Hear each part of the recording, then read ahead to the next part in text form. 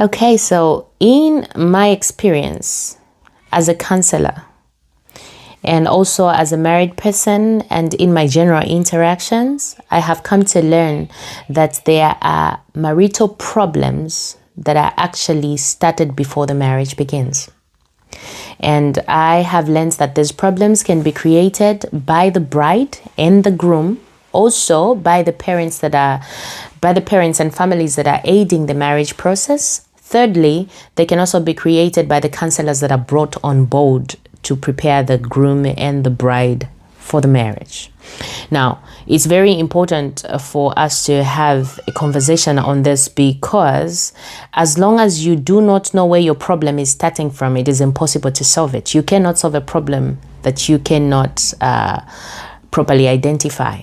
And so many couples, when asked at which point did this problem begin or how did you get here, they have no clue. All they say is the dating was perfect, the courting was perfect up until we got married. And what they are not realizing is that there is quite a number of problems that are being created on the bridge, the graduation from the courtship into the marriage. And these are some of the problems that I would like to address today.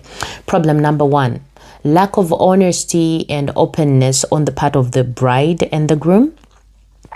You need to understand, as people that are getting into marriage, that you need to be open and honest and declare everything that has to be declared. Give your spouse or your partner the opportunity to choose you as you are, without sugarcoating, without pretense, without lying, without hiding. Can you come as an open book? If you've got children, for example, declare children. You cannot hide a child. I mean, just how do you hide a human being? And at whatever point this child will be revealed, there will be questions that will breed mistrust. The question will be, what else don't I know? Is there another child? Is there something else that I'm yet to discover? Or you cannot hide your kind of past life. I think even if you do not want to go into details, can you say something? Declare things like past relationships. I know a lot of young people that say the past is the past, let's focus on the future. Well, that is okay, up until you meet that crazy ex of yours in town that wants to hug you in an awkward way, and then now your spouse will be asking, who was that? What was that? Why don't I know about it? So there are quite a number of things that we need to declare at the start in order to avoid mistrust later on in the marriage. Every time you keep secrets, every time you hide, every time you pretend, paint a perfect image of yourself that you are not, first of all, you are depriving your partner of the chance to choose you as you, and you are creating a possibility for mistrust in the future. Problem number two that is created before the marriage even begins is too much focus on the marriage event, the marriage ceremony, than on the married life. We need to be careful and be realistic on how much focus is placed on the event. The event is important. It needs to be memorable. Yes, it needs to be beautiful. I agree. But we cannot beautify the event at the cost of the quality of life that you are going to have in this marriage. Too much focus on the event, the actual day, has landed a lot of couples into unwanted and unnecessary debts. People have borrowed more than they can pay back. People have borrowed so much to the point that it has caused unnecessary stress on their married life that they are beginning. For example, especially for us ladies, sometimes peer pressure can lead you to want to wear all the wedding dresses in the world. Oh, I want to wear wedding dress number what to wear and to wear. Well, you will look glamorous, darling, but at the expense of what? At the expense of having a business when you're married, at the expense of having peace in your home when you're married, at the expense of development and progress as a couple. You need to be realistic. First of all, my sister, you know this guy that you met. You know who you chose. You know you did not choose Dangote now. Why do you want this guy to stress? You know how much he can afford. Can we be realistic and stay within our means? If you wanted flamboyancy, darling, you know where the rich people are found. Otherwise, can you love this brother and help him within his means? After all, you are going to be a helper. You don't want to help him land in jail. Am I communicating? There is a lot of men that have ended up hating their wives after they've gotten married because they begin to blame their wives. You need to understand that too much extravagance on the part of the lady puts the man under pressure. And at that point, a lot of men fail to say no because they're trying to please their wife to be. And they just say yes to everything and they borrow everywhere to the point that at the end of the day, when the stress amounts after the wedding ceremony, then they begin to blame their wife. Eventually, they develop resentment for you because they feel like before they met you, their lives were perfect. And now they are in all this mess just because of you. That is already a problem. Now, if you don't see the magnitude of that problem, well, then you are probably not even ready for the marriage yet. You need to reconsider. Can we be realistic on the expenses that we're going to have on our wedding and consider the quality of life we're going to have post the wedding? Problem number 3 is one-sided preparation. Now, this is a problem that is created more by parents and by counselors than it is created by the groom and the bride. For example, in my culture, Bani, as Zambians, a lot of women will be taught for how many months?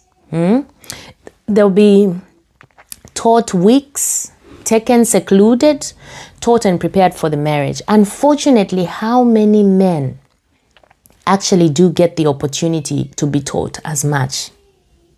You need to understand,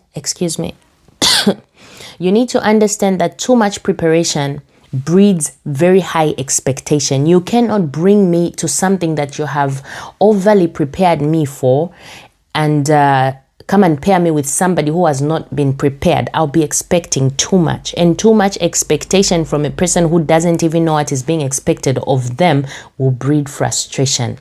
And before you know it, there'll be mood swings in this marriage. There'll be conclusions in this marriage. There'll be prejudice in this marriage. And all the battles have begun. Trouble in paradise. Problem number 4 is the idea of generalizing men and women. Now, ini problem yabana chimbusa na bana mafunde iringirine. This is where you hear women who say, Aba men are like this, women are like that. When you see this, it means that. Well, it sounds fancy to say, but unfortunately, it is not true. It is not true.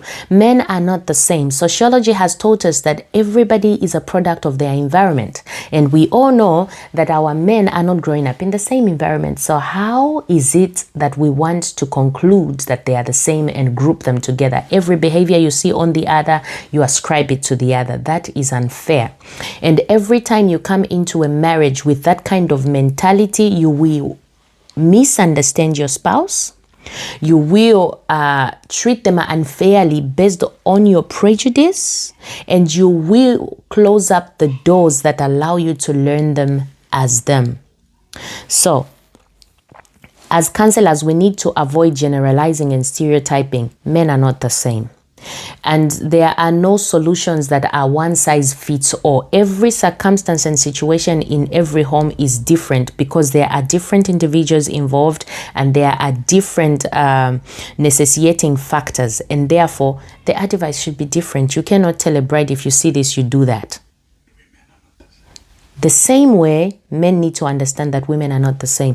You cannot come into marriage thinking, you will fail to appreciate a good woman that would have helped you to develop because you think she's after your money, when in fact, maybe she's after your progress. She wants you to progress. But because you've been taught that, you fail to trust a person you need to trust. We need to avoid generalizing. People are not the same. Everybody is different. Young lady, understand something. Your uncle is not the same as your father, and your father is not the same as your husband. The same way you are not the same as your mother, and you're not the same as your neighbor. We are all different. Come to Come to a marriage with an open mind to learn your spouse. Problem number 5 that is visible is one that is created by bringing just anybody to counsel, especially the bride. Ili ashili abana chimbusa na bana mafunde.